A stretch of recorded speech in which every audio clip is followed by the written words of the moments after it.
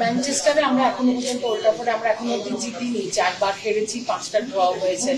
আপনি কি মনে করেন যে এই টেস্টটা অন্তত সিরিজটা লেভেল দেখা যাক 264 for 4 ভালো পজিশন, 400 করলে India will be in a good position. দাদা পান্থ ইঞ্জিটা কি ক্রুশিয়াল হয়ে গেল, না নামতে পারে? হ্যাঁ, দেখা যাক কি হয়, খেলাটা শুরু হোক। আর এই যে বললাম ম্যাডামকে, যদি if it's not a fracture he should be fine. Mohammed Shami তো ইনজার্ড, বাংলার জন্য মোহাম্মদ শামি ইনজার্ড।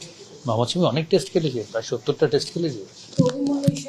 চান্স পাচ্ছে না, পাবে পাবে, সবাই তো একসাথে পায় না। আকাশদীপ খেলছে, ও তো পাবে।